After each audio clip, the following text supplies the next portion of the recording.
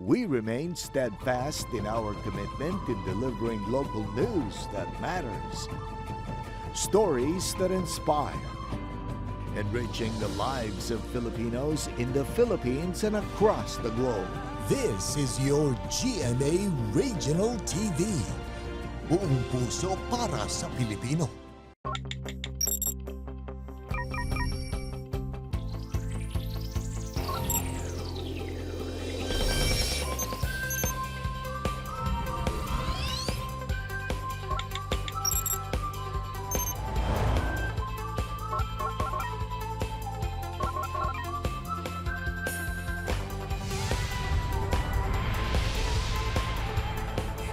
Kini ang GMA Regional TV Live. Good morning mga kapuso ug welcome sa GMA Regional TV Live. Ako inyong host, Nico Sereno. Good morning kanimo. Kumusta ka, partner Ses? Mayo lang, partner Nico. Mayong buntag kanimo ug mayong buntag sa tanan natong mga kapuso, Lower Central and Eastern Visayas. Welcome din sa atong programa. Ako si Cecil Kibon Castro. Karong buntaga mga kapuso atong mahinabi kini usa ka mananagat dito sa lungsod sa Bourbon nga nag-top ni siya sa geodetic licensure examination ug ma-inspire ta sa iyang istorya. Ug ato usab makauban unya ang usa ka langyaw nga ubay-ubay na ka mga Filipino songs ug mga Bisaya songs ang iyang na-cover ug kung kinsa kini atong ilailahon taon-taon. Niya pamilya nga mahiligon mo kanta og mga religious songs nga Bisaya kauban ang ilang foreigner nga bana. Daghan gyud ang nakadaig sa Petre family gumikan sa ilang mga religious songs nga mga Binisaya kay usab gitudluan ang pamilya nini. Partner Nico, usa kini ka talagsaon nato nga feature saglit sagad sa ilang mga awit kay mga religious songs which is very inspiring gayud and makamotivate ka nato no ilabi na ning panahon sa kalisod. Sakto gid ka na partner sa atong mga kapuso diha. Kung kamusab dunay pampa-good vibes nga mga videos o mga pictures, mamahimo kaayo nga itag mi ninyo, pwede sab nga i-send ninyo din sa atong FB page sa GMA Regional TV Live. Wala sa bokabularyo ang pulong nga kakapoy ni ining wais ma'am nga atong makauban karong buntaga. Hi mga kapuso and Miss Cecil. Karong buntaga atong i-test ang imuhang energy ug ang pagkawais ma'am nimo Mami K. Wais o eki sa mga new mom, itago ang mga biste ni baby aron magamit pa sa umaabot. Wais yan, kapusong Cecil. Kami sa kong husband, nagbuhat jud mi sa mo ang ways para makatabang mi sa mong family ng online selling me and nag-vlog with me and para sa mong future education sa mong mga anak. Busa, unsa pay mga wais tips nimo aron matuman ang imong mga pangandun? Mag-save jud sila, especially na wala pa eskwela ilahang mga anak. Kauban sa mga wais ma'am, ang surf singgaling ng mamahalin. Best ever bango na rin. Himuong sulit ang paglaba, kauban ang Surf Active Clean. Ug daghang salamat sa pagpaambit sa imong istorya ug padayon sa pagkawais ma'am.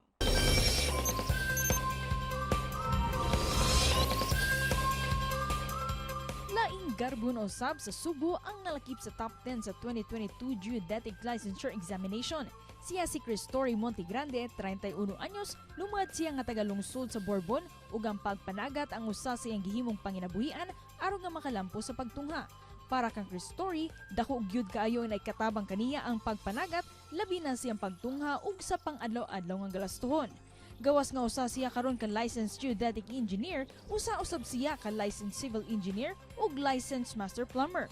Ug syempre, mapawaw ka gyud sa iyang abilidad ug katakos sa math. Karong buntaga, sayra nato ang iyang maka-inspire nga sugilanon dinhi lang sa GMA Regional TV Live. Sa spotlight rong buntaga mga kapuso atong ilailahon ug pasidunggan kining nagtop sa bag-uhay lang nga geodetic engineering licensure examination. Atong ililahon Cristory Montegrande. Mayong buntag, Engineer Chris, ug welcome sa GMA Regional TV Live. Maing buntag sir, Nico. Daghang salamat for joining us, Sir Chris, ug congratulations sa pagtop sa Geodetic Engineer Licensure Examination. Unsa makaka-proud sa imong achievement. Ug of course, imong mga parents, sir, unsa may reaction nila sa kalampusan nimo sa exam. Sink in na ba, sir, ang achievement?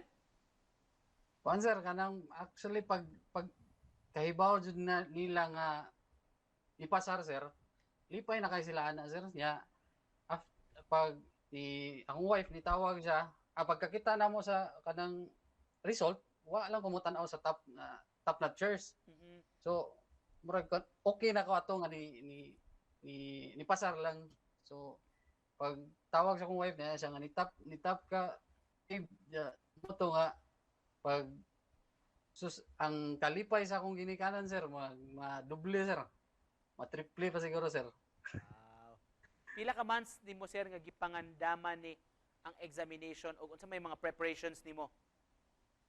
One sir, mga June 20 nagsugod jud ang review sa online na siya sir. Bali sa Manila ang ilahang office gyud.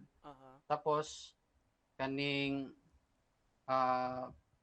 namsa ko yung work sir, nasa ko yung mga sideline ba. So may tabo dili gyud siya ma-focus kayo gani ang review. Engineer, we learn nga nanagat sab kuno ka diha sa Bourbon labi na during the pandemic. Kumusta man ni nga livelihood sir nito panahon na? Kani siya sir kanang actually pag pandemic mo gitoy nalingaw na ako sir. May nahimong kanang ilingaw nga maka-income pug ka ginagmay. Nya makatabang sad sa konsumo. Actually kaning magpuyo tag daplig dagat sir makatabang sa ni sa atong para sa akong kurso sa nga geodetic engineering which is kanang some of the topics manggod sa geodetic engineering is kanang about earth about kanang curvature sa earth. Pero kumusta after sa exam karon sir unsa napabay time nga makapanagat panagsa? Yes sir kung kanang mga weekdays yanang wala tay trabahoon sir. Siyempre wa tay laing padulngan adto ra dagat kanang lingaw. Lain ra gid ang lingaw sa kanang lain ra gid ang work pag ang sa lingaw sir. Kay mas makapawala sa stress nya. Kadang di sad kabayran na ang kalipay kanang magakuha kag isda nya dakay dalhon sa inyo. Lain ra gid. So may panginabuhian sa imong parents sir or trabaho? Akong father sir it's kuan siya sir kanang contractor sad siya sir. And mura ako'y ni padayon sa iyahang dream nga mahimo siyang engineer but wala siya makuan. Engineer, we learned nga gawas ini sa geodetic engineering, civil engineer sab ka by profession sir? Yes sir. I acquired my license in civil engineering 2014. Then I'm also a master plumber, registered master plumber atong 2019. So sa plano nimo sir after ka nakapasar o after ka ning top diri sa geodetic engineering licensure exam? Mas i-pursue siguro nako ang geodetic engineering sir kay para nako na ako diri nabilong. Sir, by the way, kanang ngano kuno sir nga nainteresado ka ani nga field sa geodetic engineering knowing nga civil engineer naman ka? Kuan sir, way back katong nag-eskwela pa kog civil engineering sir. Ako pirmi sa ang hilig jud nako is surveying. Hilig ko surveying nya. Mas ma-visualize ako ang surveying kaysa sa ubang topics sa civil engineering. And just to close this, Engineer Chris, mensahe nimo sir unsa may buot imong ma-advise sa atong mga kapuso nga nagtan-aw ron? Sa mga viewers, especially sa atong mga future engineers. Kaning akong quote yun no pag exam is aim small and miss small. Bali aim nimo on top and kanang if you miss then you will pass. Mora gid siya niya. Kung naglisod man gani, dasig lang padayon lang kay maabot ra gid ang panahon nga kanang imong gipangandoy makuha gina nimo. Mora gid sa. Wow, thank you so much sir for joining us ug salamat sa inspirasyon. Makapuso Engineer Chris Torre Montegrande. Salamat sir. Thank you sir. Mubalik pa mi makapuso, tutok lang. Kini ang GMA Regional TV Live.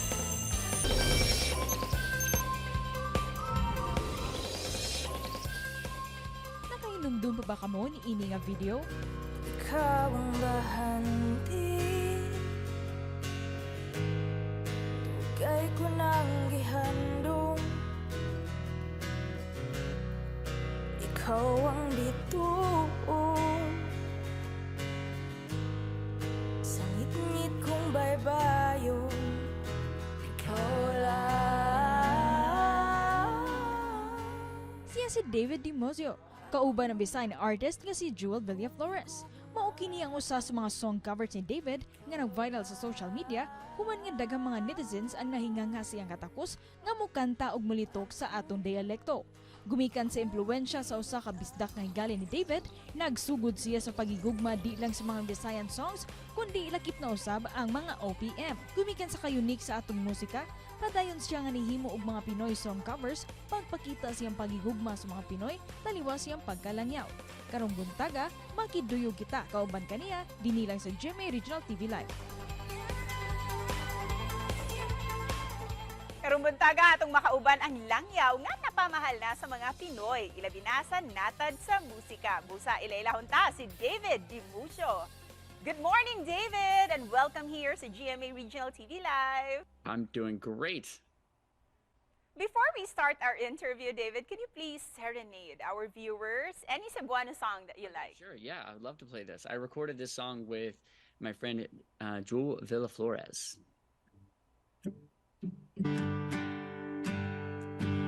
Ikaw ang bahandi, tugay ko ng gihandong. Ikaw ang ituon sa ngit-ngit kong baybayon. Ikaw lang.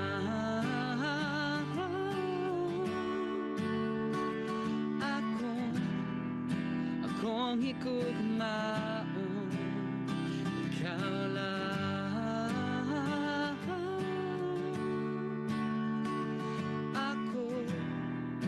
Ako matino-ano. Wow, that was awesome, David. Thank you for that. Thank you. David, when was the Daghang last salamat. time, when was the last time you had a performance with one of our singers here in Cebu? I've never done a taping like a TV show with her, but we recorded that song together soon after, she won the first Vispop competition with it. We recorded a duet version, and that duet version's been, incredibly popular. So, How do you feel that you two went viral because of that duet? well, I just felt like that song is honestly kind of magic, to be honest. So I'm lucky that it came across her and that, we just had the opportunity. So she first won that Vispop competition. At that time, my YouTube channel was quite popular for doing covers of various Filipino songs. And so I got a lot of requests, people writing actually both her and I and saying, hey, you guys should do a cover of your own song together. It's her song. And speaking of Bisaya songs, when did you start learning about Bisaya songs?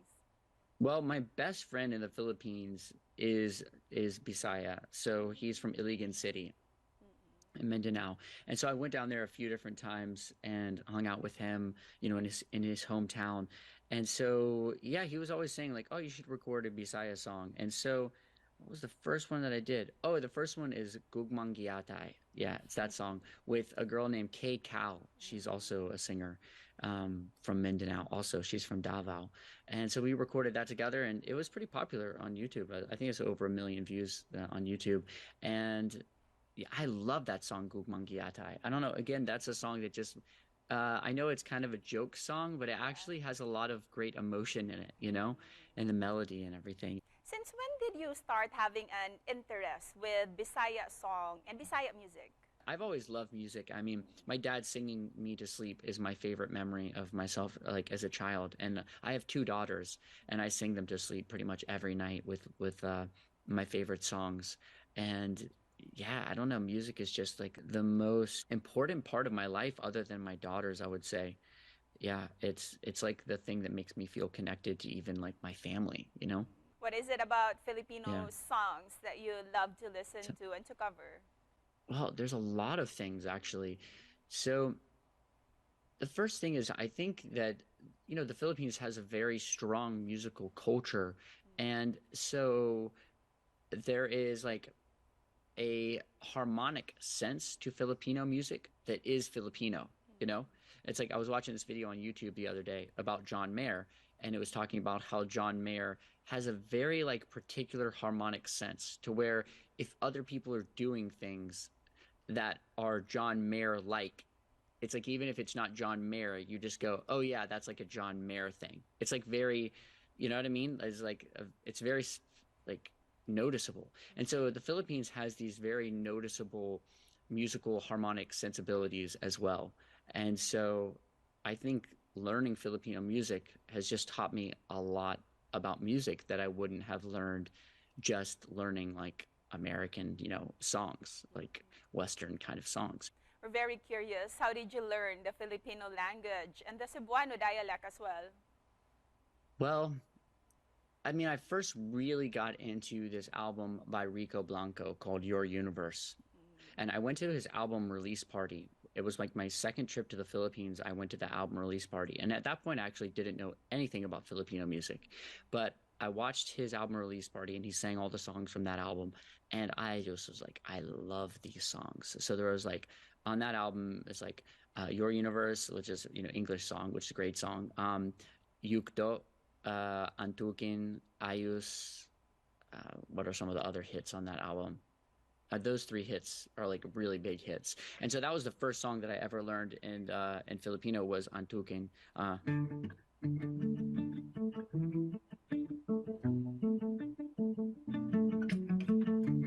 Niwan ka na ng eroplano. Okay lang, baby, wag kang magbago.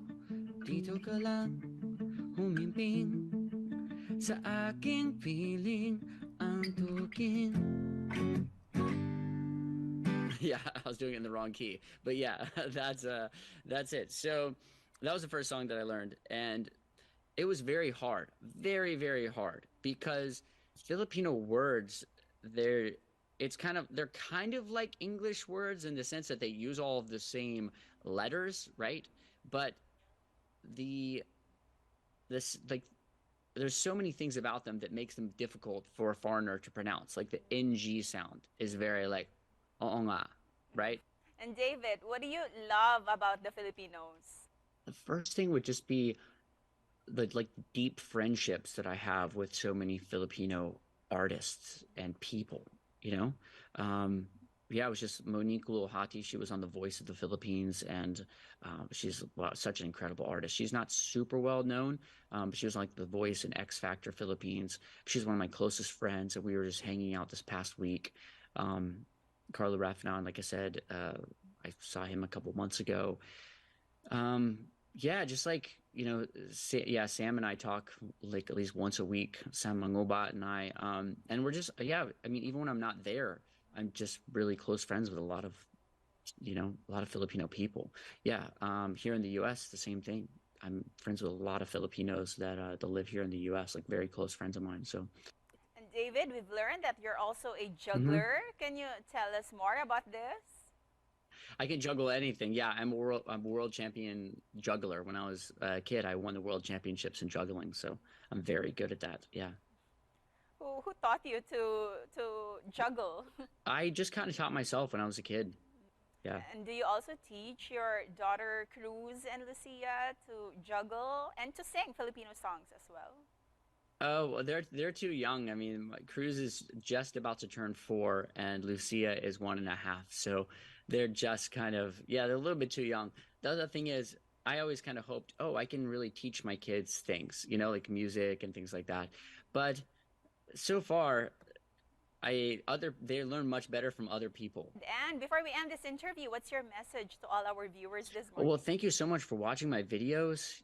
I'm just like very thankful for all of my fans and everyone who watches my videos and like shares my videos. It just, it really means a lot to me. I read every single comment on all of my videos across all social media platforms. Maybe it's a little much, but I really really enjoy it. You know, that's the reason that I make music, is for people to enjoy it. And I just had this cover go viral.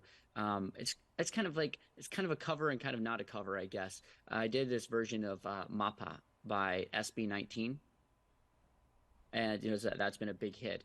But one of my fans actually wrote me, and she is half Filipino. Like, her dad is American, her mom's Filipina, and so she really likes this song Mapa, and she wanted to get married to it. But because her dad doesn't speak Tagalog, she's like, can I have like the second verse is like the Papa, Papa verse, right? And so can you like write an English version of that and write the second verse and chorus all in English?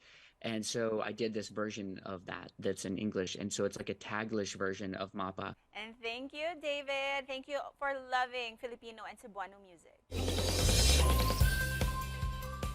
Naila-ila nato orong buntaga Engineer Cristo Ray Monte Grande nga nagtop sa geodetic licensure examination ug nasayra nato ang iyang istorya ug nganong passionate siya ning maong field.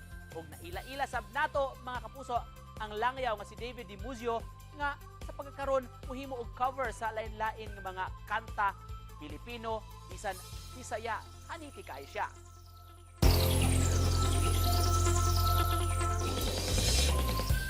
Lingaw sa niya, malingaw ta sa mga videos partner sa social media, mga langyaw nga kanta og Bisaya, mga Filipino songs. O diba, sweet to kayo, howd kayo magbinisaya, pero second language lang na niya. Gikatun lang niya ang Binisaya o Filipino pinaagi sa mga awit. Ito ba partner music o universal language? Tinuod gayud ka na mga kapuso. And with that, tari kami ibilin nga pabaon para kaninyong tanan. Kinigikan ni Johnny Depp, ang sikat nga American actor. Music touches us emotionally where words alone can't. Kapuso, sa mga gustong mulantaw pagbalik ni mong episode and more, please visit our official website www.gmaregionaltv.com o bisita sab ang official YouTube channel and please click subscribe sa GMA Regional TV. Daghang kayong salamat mga kapuso sa inyong pag-uban kanamo karong buntag. Ug dugang pampa-good vibes pa ng mga istorya ang dalit namo matag buntag. Busa tutok lang dinhi sa inyong kapare sa pamahaw matag adlaw ang GMA Regional TV Live. All things God may be glorified. Stay strong ug stay safe mga kapuso.